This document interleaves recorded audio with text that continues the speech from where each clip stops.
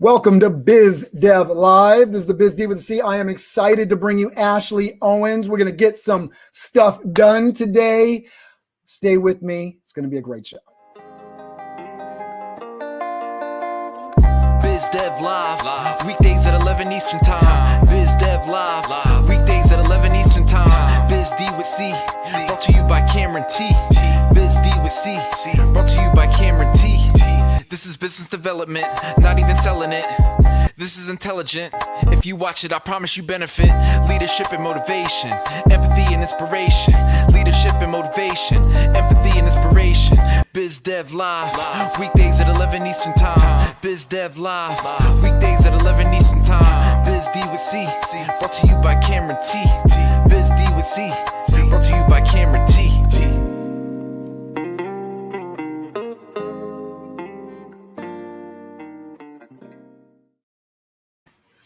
Ashley Owens is the first and only networking concierge that puts you in the right situation or gets you out of the wrong one. As a networking concierge, Ashley trains, coaches, and speaks on becoming an authority at generating revenue by networking with intention. Starting her career as a personal and executive assistant to two celebrities in NYC, her experience in networking grew as she obtained positions in customer service, business analytics, and account management. Ashley is a host of two digital TV talk shows on RBN TV and This Is It TV, speaking and interviewing on the topic of tactical networking. She has taken over 700 introduction phone calls with business professionals looking to grow their network and has given close to 1,000 introductions. She has spoken to over 100 networking groups, organizations, associations, companies, and conferences, including the coveted Pennsylvania Conference for Women. She has been interviewed on the Mel Robbins Show on CBS, produces and hosts a podcast talking to entrepreneurs and their screw-ups, raises over thousands of dollars for local nonprofits that she partners with at our Cocktails and Conversations networking event, has over 185 referral partners, owns equity in two other startup companies, and has been flown around the country as a keynote speaker. Ashley, thank you so much for being on the show with me today. Listen, that bio is a little obnoxious. Every time I hear it, I'm like, oh God. It sounds like I'm cooler than I am. Most of the time, I'm just winging it. So some people don't know how to toot their own horn, so allow me to toot it for you. Thank you very much. It's the Irish Catholic just being itchy when it comes to compliments, and I don't know how to handle it. All right, so I want to get into like what you're doing right now, just so people get an idea of what's going on. Yeah. Excuse me, I've been on meetings all morning, and now my voice is starting to take a turn for the worse. All right, here we go. It's not the drugs, Cameron? Is that not the drugs? It's not the. I promise, not the drugs. So, tell us what you're doing. I know you got a training program that you're doing. You're doing a networking audit. So tell us a little bit about what you're doing right now, and then I want to deep dive into jobs and celebrities and NYC and all of that. Sure.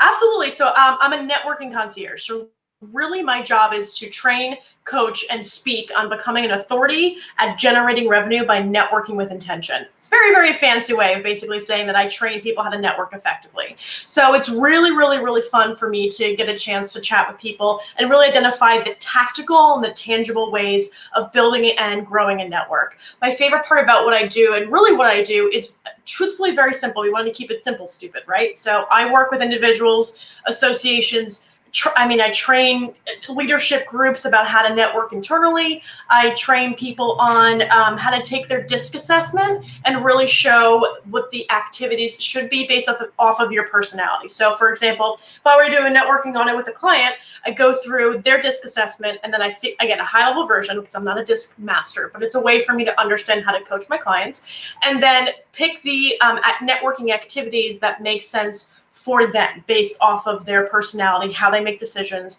and what makes the most sense. So it's really, really important for me to make sure that my client feels comfortable because networking can suck sometimes. It can be pretty bad. So my job is to make people feel as comfortable as possible and really make sure that they're having fun with that as well. So moving forward to the end of the year, I train a lot. And so I really want to give people a digestible way of being able to digest all of the content that I have. So I'm putting together a product, which is going to be, you can learn on your own time. And it's a way for people to learn and really deep dive into modules, and do this workshop using, I believe I'm either using Teachable or a few other training platforms to make it work. So yeah, I love it. And one of the things I want everybody to know about Ashley, which is intensely useful if you talk with this wonderful woman, which I can't say this for everybody that I've had on the show.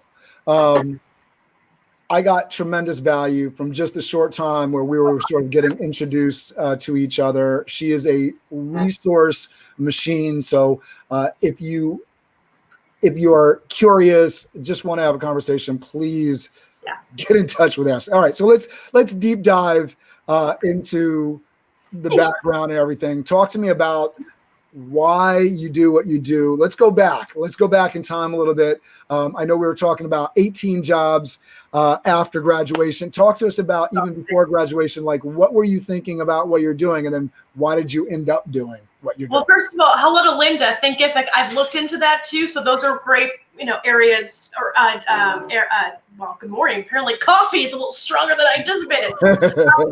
Those are both really great platforms. So yeah, any learning platform that works for you. I'm still kind of diving into Teachable, so Thinkific is actually on my list as well. So thank you for bringing that up, Miss Linda. So my background is pretty eclectic. So I had 18 jobs after graduation, and I never got fired. It was budget cuts and mergers and acquisitions and things that were completely 100% out of my control. I work until I stroke out because I'm Irish Catholic, and so it became a very increasingly frustrating to try to figure out what my value was. By the time I decided to open up my own business, I had tried everything else. I had tried nonprofits. I was a personal and executive assistant to a few millionaires in Philadelphia. I worked in great groups or companies like eBay Enterprise, all of these things. And so it became where I didn't feel like the company valued their employees as much as I would have hoped. Coming out of school in, 2010, I'm 32. That's like 2 years after the main economy crash. So it became pretty, challenging for me to feel that I had value. And I was a very, very compliant person. So I just kept my head down and I worked. With the 18 jobs, it came from the network that I had built, but I had no idea networking was what I did. Growing up, you go to a deli to get burnt coffee, but the guy behind the counter and his 3 kids, right? So I just knew how to engage in a way that was meaningful. And then it really shot up when I was working for these celebrities to make friends with everybody around them, because there's going to be one weird phone call I'm going to have to make at 2 a.m.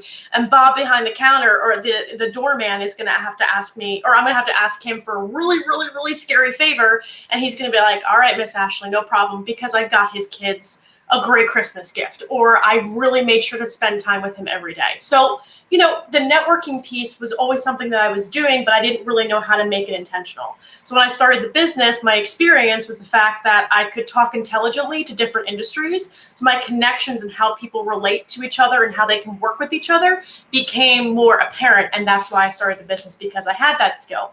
But it took 10 years to figure out what the hell my value was, because it, was so long before I figured out that I had value. I had somebody else telling me what my value was. And so now it's my job to tell people, or to at least help people figure out what their value is as well. No, I think that's so important, because I think so many people are trying to figure it out right now, including myself, trying to figure out. I still am. We're all trying to figure it out, what can I bill? What can I charge for? What should I charge for? What should I not be doing? What should I be doing? Right. I think in terms of your assistant business that you had, I think that you're uniquely qualified to sort of see some of the things that people can do. What, when you were a personal assistant to these celebrities, I want to get into some of these stories. What were some of the craziest things that you had to do? You are the first person to ask me about the craziest things. I'm pretty sure I signed something somewhere to keep my mouth shut, but I don't care anymore because I don't know where that paperwork is.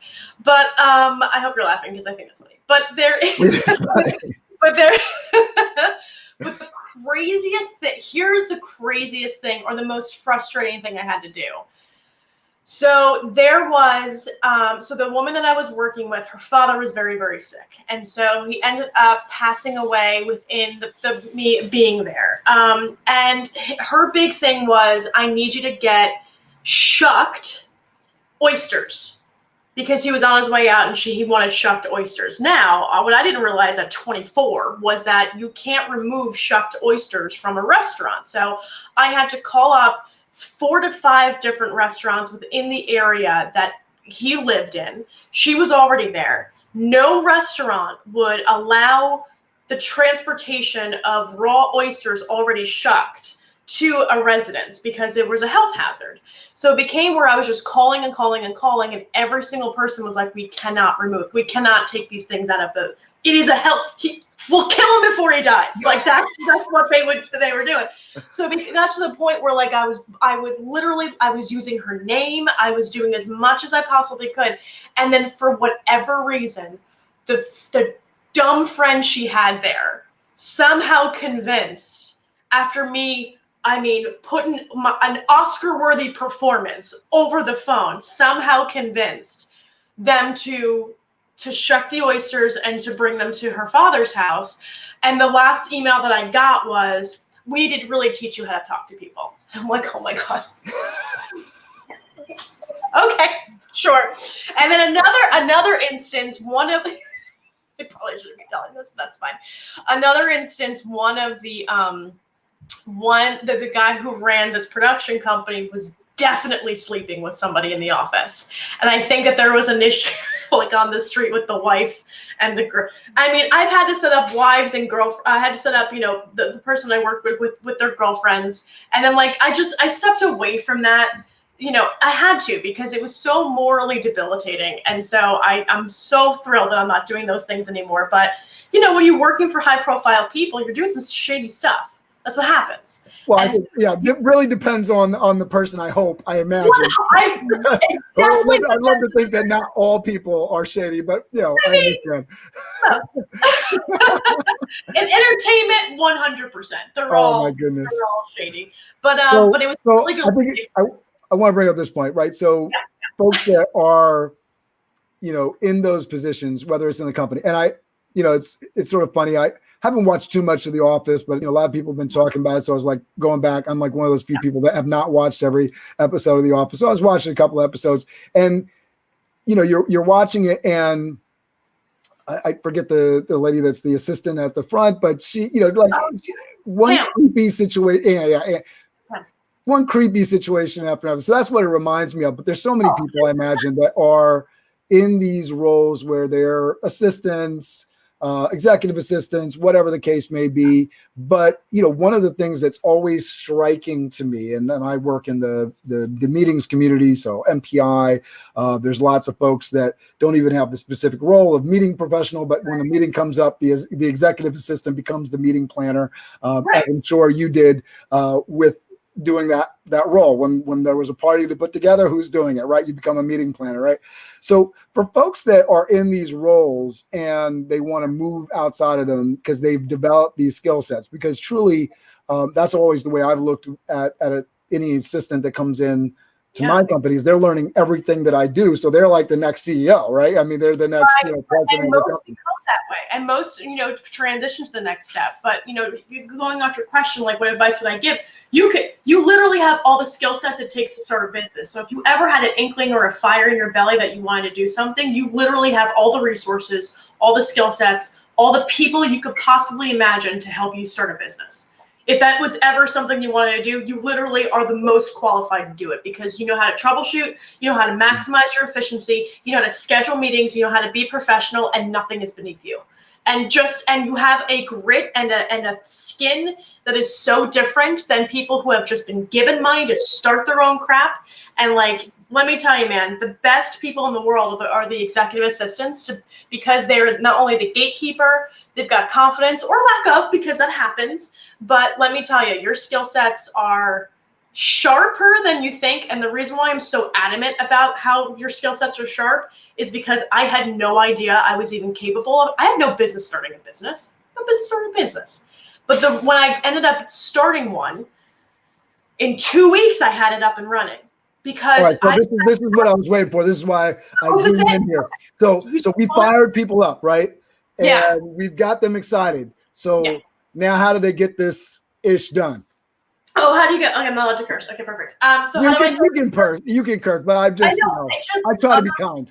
we talked about 14 cups of coffee, so depending on if we're starting to drink now, it is new. Not new yet. Anyway, long week. But so the way that what I ended up doing was I had a client before I even had a business, and the reason why is because I was going. So I went to a networking event. Let's go back. Quit my job. We're going to do the high level story. I quit my job. I was selling custom software, and I woke up one morning. I said, "What the hell am I doing here?" I was bringing in all these deals that weren't getting closed. It wasn't on my whatever. Quit my job, first time I ever quit, and then I ended up going to a networking event that Monday. I walked around and I looked around at people and I said, what the hell do these people have in common? I don't want to have to change my network again. So I started asking them that question. What sucks for you about networking? What is the problem that I might be able to fix? And at the beginning of that time, I was doing follow-ups because people were like, I hate doing follow-ups. I don't know what events to go to. I hate going to events by myself. And I'm like, I hear complex calendar scheduling, research, and being a professional wing woman. I've been proverbially punched in the face before for the last 10 years based off of having a thick skin in an environment that was very high stress and high risk. I can walk into a room and do whatever I want. Meaning, not whatever I want, but I don't have any fear anymore of that, of looking stupid or feeling self-conscious because it was beaten out of me with all these opportunities. So it was something that I realized that, oh my gosh, not everybody can do that. Okay, so how do I help them? So I walked around and then I stopped. A gentleman overheard me kind of like putting a semblance of service offerings together.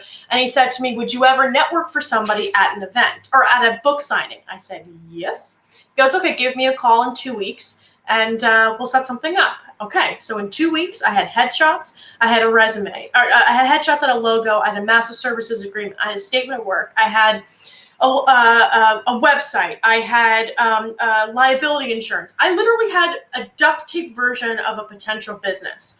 And the reason why I tell you that it took me 2 weeks to do it is because I didn't sleep.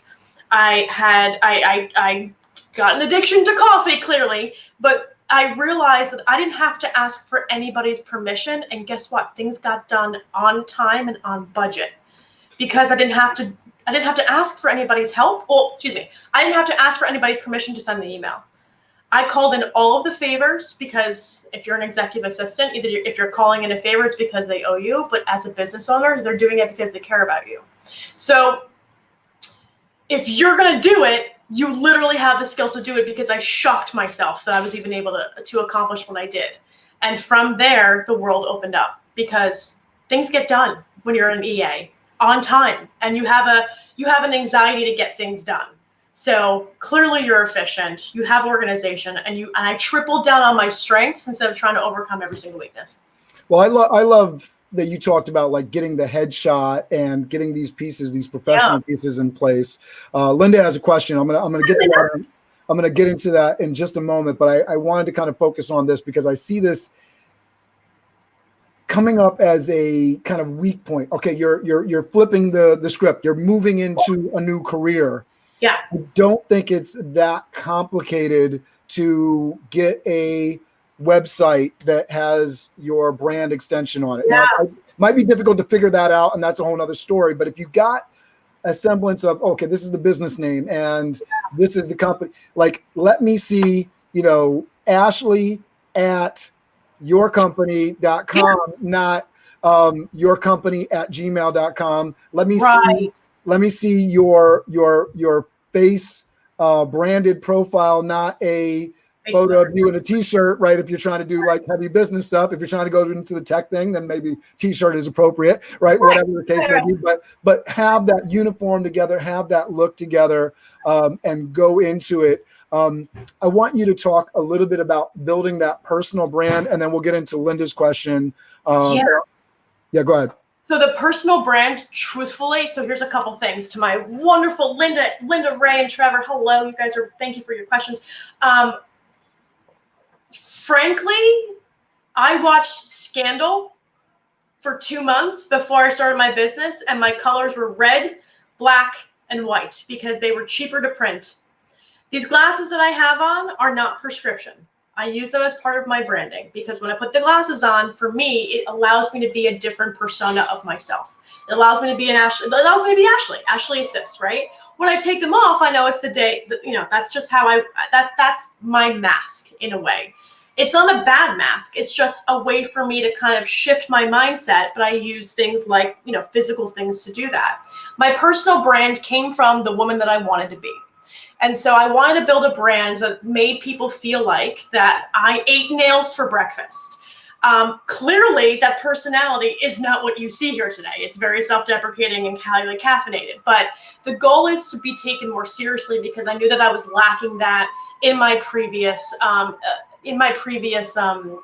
positions. And I felt very compliant in all of those positions. And I didn't have a voice. So I wanted this brand to be for me to grow into it as a woman, as a business owner, as somebody who could be proud of looking back 3 years ago. I'm a severely different person than I was 3 years ago. I mean, night and day. And I'm proud of that. So when you're building your personal brand has to be consistent, has to be, in my opinion, please take this with a grain of salt, consistent, of service, helpful, and expect nothing. Expect nothing, but provide value in some way because that networking equity that you get from giving value comes back twofold. And I have a business now that I'm very, very proud of. And it's only going to get hopefully bigger and broader and all that jazz. And the reason why I've got my face on everything, it's so obnoxious and I apologize. My face on everything is because that's the best picture anybody's ever taken of me, highly filtered. And it is really great to put on like websites and stuff because it's like the lighting's amazing, but also because while I was at events, I wanted people to recognize me so they felt comfortable enough coming up to me. Well, I think one of those things, especially when you're building the personal brand, is having your person out there. So I'll see some people that, they have their personal LinkedIn profile and instead of their photo up on their profile, they have their business logo. And I'm almost like, okay, ignore because I want to deal with a person. You want to see the person. Like people don't care about what you do. They don't care about what I do. They don't care about what you do. They care how you make them feel, what value you can provide. So very, very helpful. All right. First of all, Linda was saying I have those glasses too, except hers are prescription. Me too. I know. And then the big question is, how has your business changed with COVID and with networking? Great question. So Linda, before the pandemic, it's just me and Linda today. We're just having a meeting. That's right. Linda, before the pandemic, I was going to events with clients as an extension of them. So I was going as a champion of them at those events. So I would go to conferences to also help clients with the pre, the during, and the post. I was going with them and also training their teams how to be a vendor at those conferences. When the pandemic hit, I was already training individuals and associations and sales teams how to do the on-site and the online networking. When the pandemic hit, I switched everything to virtual networking and really maximizing efficiency using online tools and being able to be more efficient in who they wanted to connect with, which obviously came with additional challenges that we've never had to face before, which is like things like Zoom fatigue and like, when do you do a Zoom call? When do you do a phone call? Like little things like that. So there was a little bit of a 2-week adjustment to sit back and like take a look at what was going on. But networking is about human to human interaction, however you come across that. So the networking piece went all to digital, and honestly, it has grown my network internationally now, which is astonishing to me because that was something I never would have thought. And I've got more time to be more thoughtful in the follow-up than I did before. So, you take the good with the bad and then you learn from those experiences. Yeah. The interview I did yesterday was with a meeting planner, Ann Knox, and she was talking about doing events virtually in Hong Kong and Singapore. Those opportunities, wouldn't have been necessarily on the map for. Linda says, that is really cool. I've always loved networking and found such value, but I also know my introverted side is love being home and working in my pajamas. Linda, let me tell you something. You're an introvert, which means you're a better networker. It means that you're more intentional about the things that you talk about. You think before you speak, and you chat with intention, which means that you're probably going to be even a better follow-upper because you actually give a damn. The other bit to that is in 2021, my theory is that we're going to have a hybrid movement of online and offline. So think about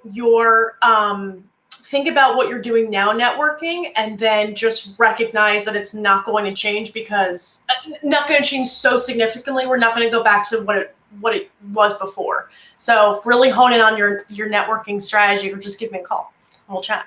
Ms. Linda. And she says she's an ambivert. Yeah, you're an introverted extrovert. Yes, love it. I understand that. Let me tell you, with some groups of people, I don't even want to talk to them. So I just sit in the back and hang out with my cocktail and be like, "Oh God, you're awful." So okay, you're coming, Linda.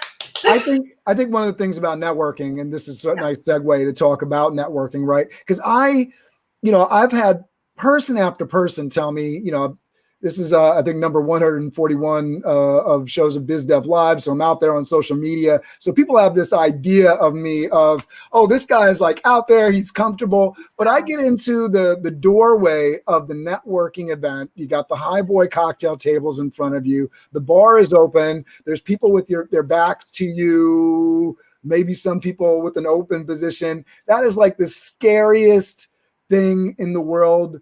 To me, I get uncomfortable, because unless I see somebody that I know and I'm completely familiar with, that is the last place or thing that I want to do. Now, let somebody come over and say, "Hi, Cameron, it's so great to see you." I'm like right in the comfort zone and I can talk and enjoy. But that, like, I'm supposed to go talk to somebody, but I don't know anybody and I got to introduce myself. Oh, horrible. So talk to me, because you are the networking concierge. How can people put themselves out there and get through that and get into that comfort zone with networking? Great question. One of the things that I've learned from my clients is that everybody, and this is, I've known this, but it even more solidifies it, that everybody networks differently. Everybody has their own way of actually physically and mentally talking to people. So I don't want people to come into a networking event and seem like this is what I'm supposed to do. How you communicate is what you're supposed to do. How you interact with another human being is what you're supposed to do. And don't walk into a room feeling like you're going to be selling something, because you're in a room of people who are not buying. So the only goal out of that engagement, let's say we're talking about in-person stuff, is to get the meeting. The goal is just to get the meeting, the second meeting. So whether it's the introduction conversation you're having, the business could be interesting, but really try to get to know the person first. These are things everybody knows. I mean, if you're, Cameron, you talk a lot about networking, and you have a networking group, so your audience knows this. What I really want to drive home is that, guess what? You're not important. Nobody gives a damn about what you do. So make a friend, enjoy yourself. People can see and smell BS a mile away. People can also know when you are selling something. Networking is a human-to-human interaction. People talk about building relationships. Yeah, but not everybody deserves my friendship either. So when you're building up your own network, think about, who do you want? And again, this is about recognizing the value that you have, the time that you have, and the kind of network you want to build. You're not building an audience. You're not building a following. You're not building a support system. What you're building is an army. And the army, who do you want as your soldier? Who do you want are your soldiers? Who do you want as your lieutenant, your general, all that jazz? Who do you want fighting for you in a room when you got your back against the door? And I'm talking about in business-wise, right? Reputation-wise. So as you build up this army, who do you want going through the proverbial zombie apocalypse? But if you're going to lead this army, you have to give back to them tenfold before you can even expect them to throw the fisticuffs for you. So as you're building a network, you're building a group of people that will fight for you and talk about you positively in a room when you're not there. That is the best form of networking, which means that your goal, or hopefully, again, this is just my suggestion, your goal, I believe, should be, who do you want backing you up when something explodes behind you? Like, who do you want walking? Who do you want in your Taylor Swift video, as you're running down the road? Things like that. No, I love that. I think that is so meaningful as we are building our brands, as we are building our advisor network. Yeah. Right? As we are building the people that we are working with, your competition is not your competition. Your competition is your collaborators, right? You're the folks that you are building this with. And if you look at that way, the world becomes a much more friendly place, first of all, period. And open and more Yeah. collaborative. I mean, everyone is in the same sandbox. We're just building different castles. Exactly. And I think that it's so fun that way versus like, I've been inside the networking things and inside the associations where it's like, oh, this person's stepping on my toes, and I'm like, stop it! Like, get out of each other's way. You're not that important. You're not that important. Like, if you think someone is really going to go step on your toes, then you're not. I mean, that's maybe my jersey coming out. I'm like, I don't care about you. That's the issue. The thing is that you got to also project camaraderie in some way. And if someone has if someone has the nerve to blatantly do something negative, that's on them. But you shouldn't. Your feelings are very, very valid. However you put yourself into a situation. But remember that not everybody's out to get you. You don't have to trust everybody, but you have to provide. Oh, so here's a good thing, a good piece of advice I gave my client the other day that I think is important to bring up. If someone is doing that, and I think it's relevant to the conversation we're having, someone is doing that where they feel like they're coming over and trying to like take something from you, your interaction with them has to be not for them, but you're, and I'm saying this very lightly, performing for the people that are watching. Whether it's a troll on social media, whether it's someone sending you a nasty email because they didn't like your cursing in the last video, or whether it's somebody who doesn't agree with you, you're not performing for that person doesn't matter anymore. What matters is how you interact with it, so that way you have evidence of your caliber and your the classiness, for lack of a better term. So no, I completely agree. I mean, I think it's definitely a way to see whether somebody is a class act or not. Shout out to Jacqueline Vasquez, amazing media planner. It's not about you; it's about an overall community. Play nice in the sandbox. Jacqueline, you're stunning. I'm looking at your little picture here. My goodness, girl, I love that red number you've got on. Jesus. She's got the personal branding down, Jacqueline Vasquez. So I want to talk about this thing, right? So we're getting people networking. We're moving people from this place of collaborators, people out there in the world, personal advisors, to a place where they're excited about what you're doing. You get that phone call or that text, hey, can you help me with this? How do you transition that person from a friendly person to a client and potential revenue? So that's a great question. So for me, the way that I look into it, and I struggled with this in the very beginning because I was trying to be everything to everyone, right? So I would sit on conversations that were for 15 minutes and they would end up getting free advice for, 30 to 45, which became like, well, why the hell would they work with me if I've already given them all this stuff? So it took a lot of yelling from my entrepreneur women to be like, you need to start charging for things like that. So I decided to start really making sure that every call that I have, I'm absolutely going to give introductions, because it takes me 2 seconds to do that. So why would I ever not stop doing that? Especially if they're asking for like, hey, not as a client, but as a strategic partner. My strategy has been, tell me what you've got going on, and here are the options if you'd like to go deeper into it. I always give them a little bit of a takeaway, but I never give as much as I used to, because I've got two different areas. And people want to pick my brain, because those statements, like, can we just pick your brain? I'm like, you want free advice, and I need to eat this week. So it's become now and literally, I'm eating lunch right now. I need to eat. Leave me alone. Come pay for my time, right? Yeah, I know. Right. But the thing is, you have to know what your time is worth. And sometimes that takes so long to figure out. And we're in the marketplace, like market share, the whole thing.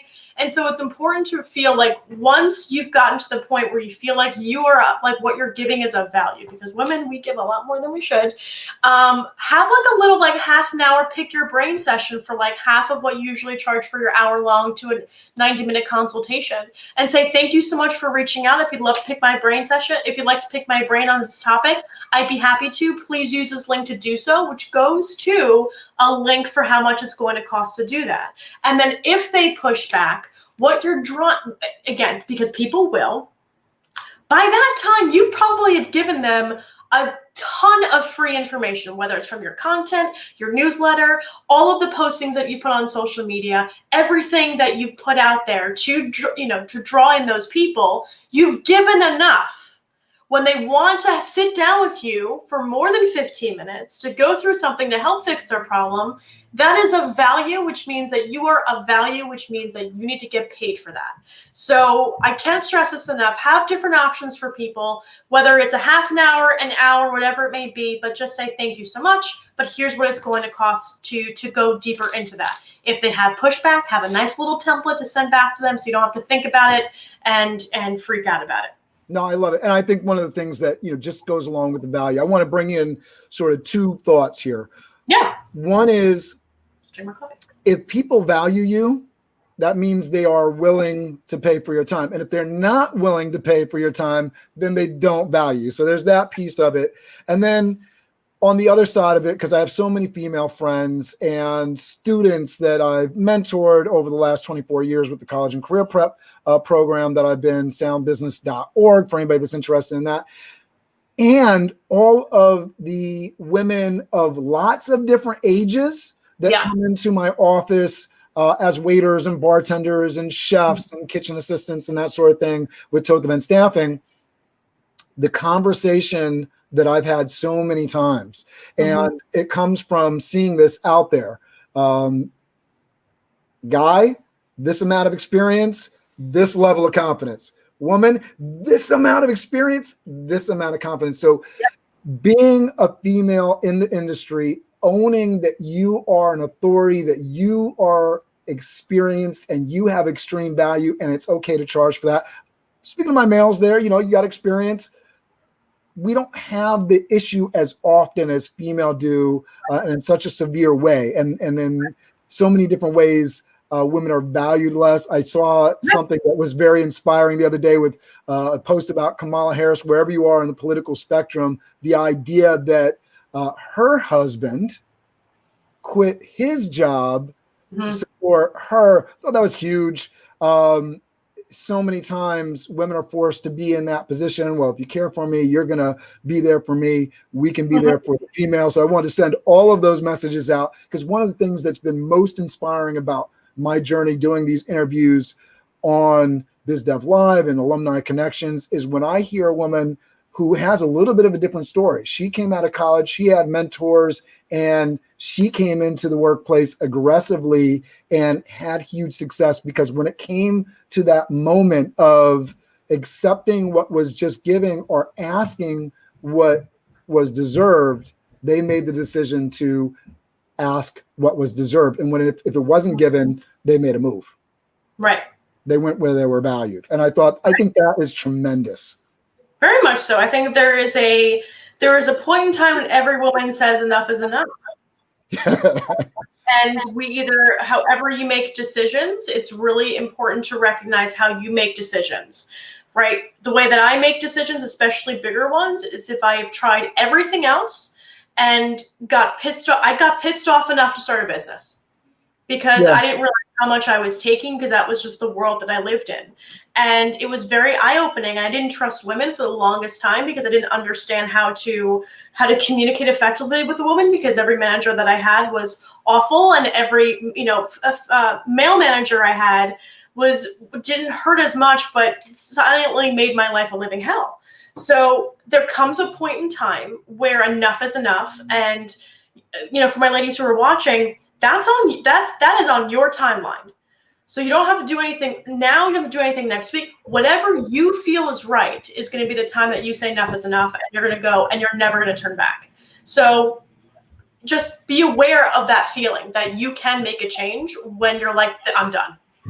Yeah, no, it's amazing. And I have an accountability partner who is a female out of Chicago, and I look up to her tremendously. And I think more and more in the world, we have so many female role models to look up to, and it's an amazing thing. Ashley Owens is a role model of mine as well. So excited to be in this conversation with you. Jacqueline says, totally agree. You have to value yourself first. Yes, ma'am.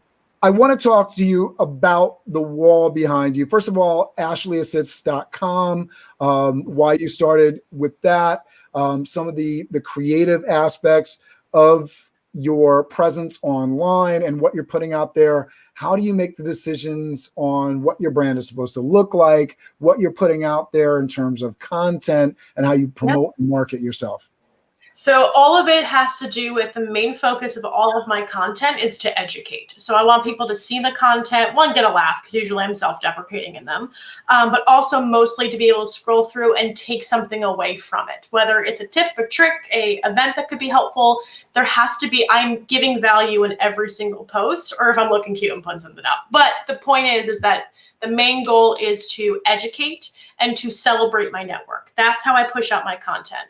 The other thing is I'm very consistent. Every Monday is a specific kind of post, every Tuesday, Wednesday, Thursday, Friday, Saturday, right? So all of these posts are consistent. So people feel like they have a reliable brand and they can expect things to come out. After doing this for 3 years, I still get people who love my newsletter. It's all filled with just education pieces. And then I showcase some companies and things like that.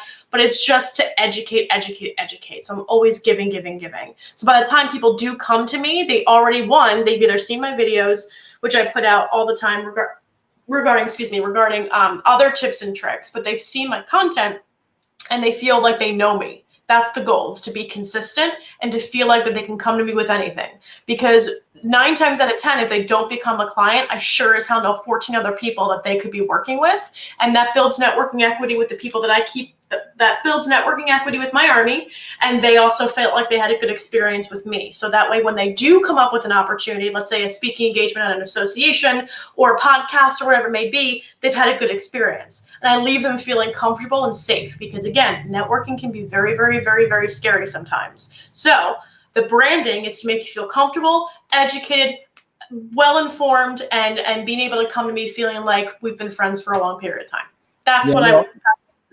I heard you too when you were like, I would put on the glasses, I got my Superman suit on, now I'm going into networking, and that marketing profile is all a part of that, right? So you must have like 12 arms, 2 heads. You must be not sleeping at all because you are always putting stuff out, right? No, actually, so once I figured out a good rhythm and a consistent posting process and like getting a better feel for my own brand, that's when I decided to come up with like that posting schedule, and then everything else was a nice to have.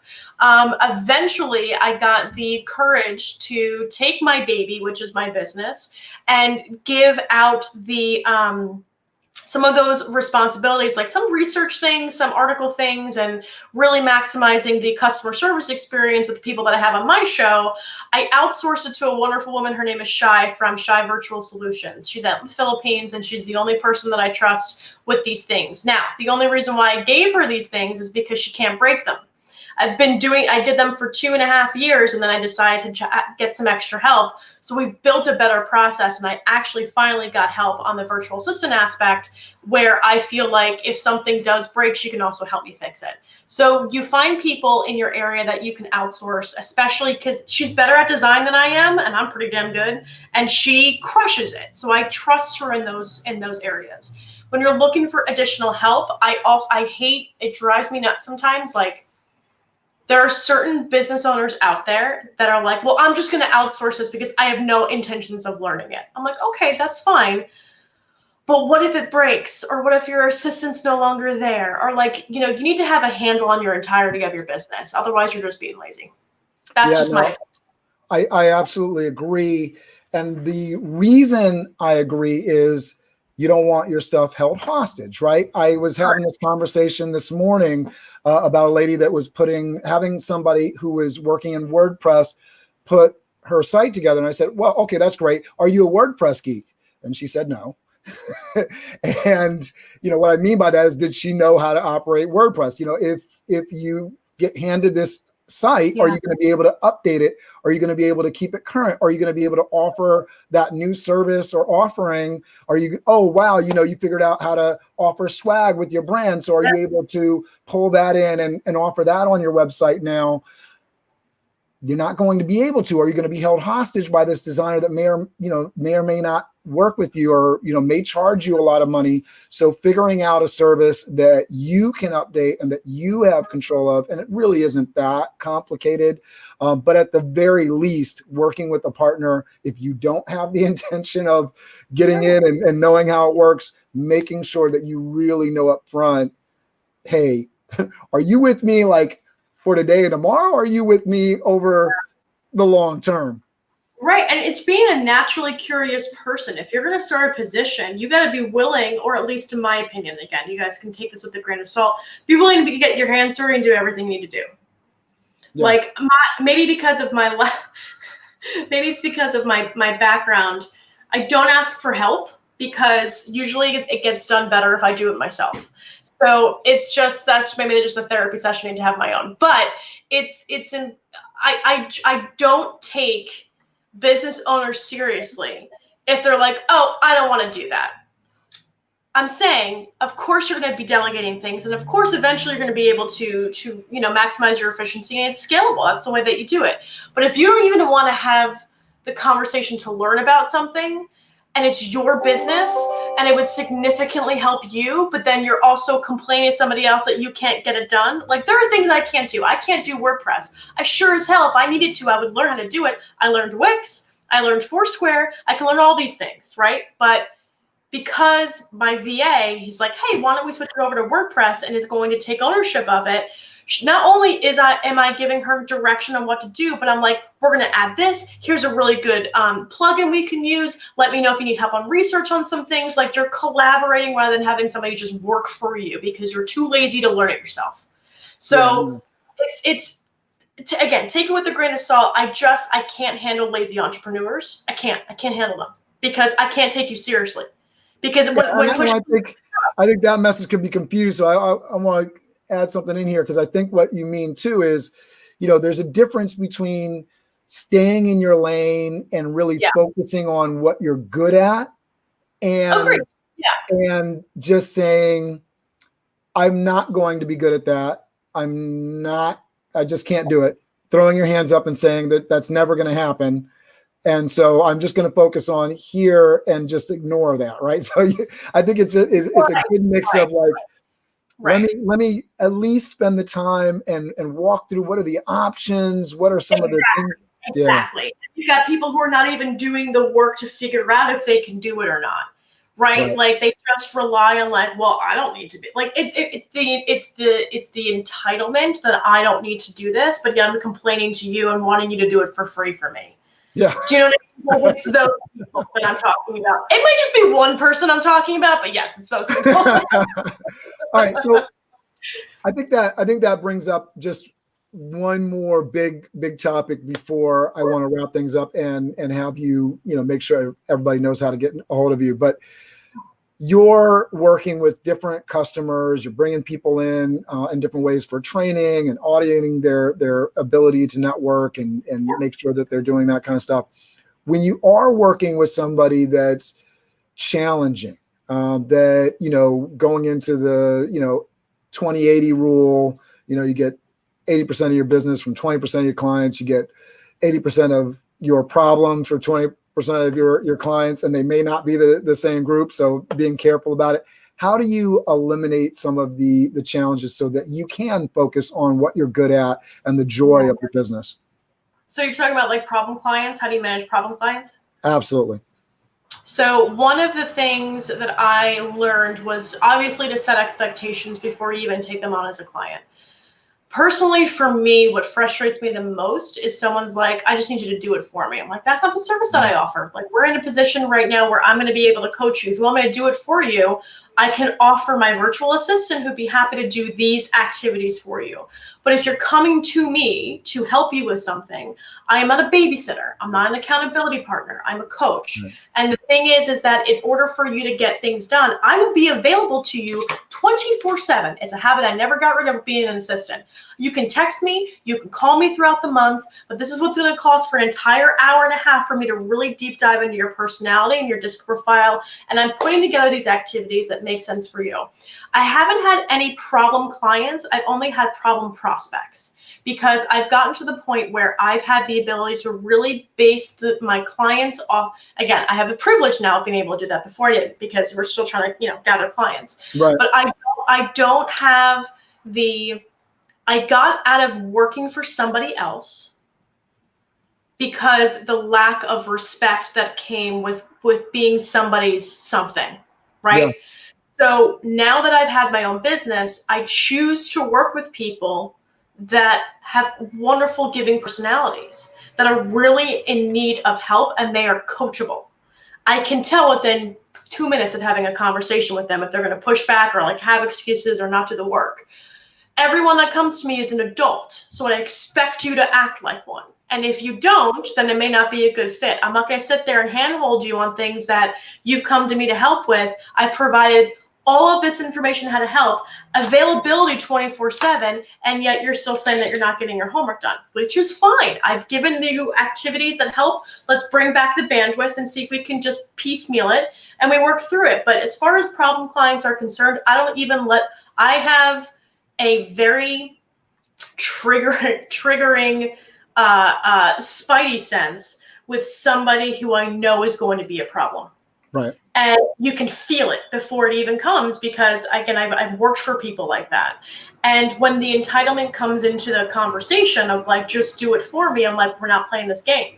But the way to get out of it is to suggest or have in your pipeline other people that do something that is similar to you, that have a different process, that do that, aspect, and then make those recommendations. But then you have referral agreements with them. Right. So it ends up being, I've talked myself out of a lot of jobs because, not a lot of jobs, but hey, what you don't need from me is networking. What you actually are looking for is sales. Here's 14 people I can make an introduction to, and here's why. And then that ends up being a lot more applicable to them. They have a good experience with me. I build networking equity with those people, and it works out. So have an out. Yeah. That's what I'm saying. Have an out. You build the value there. One more thing. Sure. With networking, where should people be networking? Is every networking opportunity a good networking opportunity? LinkedIn is number one. I would prefer, or I've seen a better engagement with private networking groups. So like people that you've known forever, groups out of associations, and it's a bunch of business development managers or business owners coming together and having a mastermind group that is not posted anywhere. So those are my favorite, because they usually do those weekly or they do those monthly, and everybody helps each other. There's no, I personally like the private groups. LinkedIn is number one. In a virtual world right now, LinkedIn is number one. And I feel like if you're going to network effectively, your LinkedIn strategy, or at least your LinkedIn profile, should be up to date. But also recognizing that everybody that connects with you, that's an opportunity to have a 15-minute intro call with them, to see who they are, what they do, what makes them awesome. And some of them will be salesy, and you'll catch that, and immediately in the messaging. But others will they've opted in to talk to you. Yeah. Open the door for a conversation. So, yeah, that's something that I've been big on, because if we're going to connect, you're just going to be a number in the Rolodex that really isn't going to be utilized, especially if I don't know what you're good at. So that first meeting gives me a really good sense of, is this somebody that's engaging? Are they providing value? Our first meeting was great. Again, call back to that, there was resources exchanged. There was something valuable there. So having that first sort of, all right, we're just connecting. Maybe we met in a meeting. Maybe we were a part of a virtual event. Maybe we're part of a real event. Now we're connecting, having that sort of engagement where we can actually talk to each other and talk about common interests and things that might bond us are just incredibly meaningful. It's a sit with me conversation. Yeah. Can we could I sit with you at a lunch table in high school and hang out? Yeah. Are you part of my clique or not? It's not even a clique. It's like, would I want to sit down and have lunch with you? Yeah. And not talk about business and just hang out. And I feel like that people forget, they put so much pressure on networking, when it's like, listen, man, it's personality first for me. I don't give a damn. Alexa, stop it. So my robots are yelling. My robots are yelling. But it's the, can you sit with me? And that's the foundation of those are your values of who you want in your network. Those are the vows of who you want just as friends. Why should that be any different? People buy from people that they know that they like and that they trust. That's the important thing. Can we hang out? Can we have lunch? Would I want to grab lunch with you?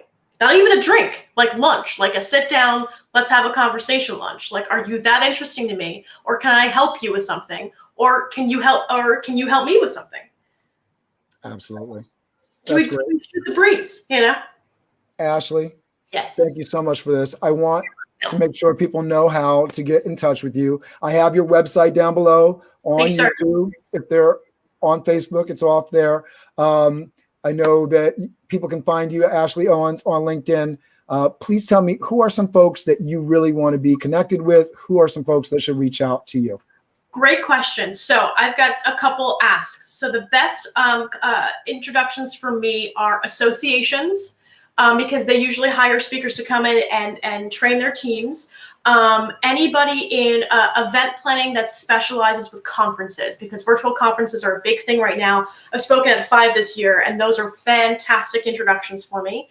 And then if you have a podcast or you have a show like this, I am aggregating a list of all of people that have in my network that have these shows, so I can make introductions, because I talk to 8 to 10 new people a day, and they're always looking for podcasts. So I want to be able to make better introductions for you. So if you've got a show, if you've got a podcast, let me know. I'll send the link to you, Cameron, so that you can share that out. But those are fantastic introductions. And then individuals that are looking for a networking audit, people who are doing all this networking activity, feel overwhelmed, let me trim the fat, and we'll give you some really good activities and better tips on really how to maximize tactically your network. That's amazing. All right. Thank you so much for this, Ashley. Say goodbye. Thank you, everybody. And hang out for me. Biz Dev Live, weekdays at 11 Eastern Time. Biz Dev Live, weekdays at 11 Eastern Time. Biz D with C, brought to you by Cameron T. Biz D with C, brought to you by Cameron T. This is business development, not even selling it. This is intelligent. If you watch it, I promise you benefit. Leadership and motivation, empathy and inspiration. Leadership and motivation, empathy and inspiration. Biz Dev Live, weekdays at 11 Eastern Time. Biz Dev Live, weekdays at 11 Eastern Time. Biz D with C, brought to you by Cameron T. Biz D with C, brought to you by Cameron T.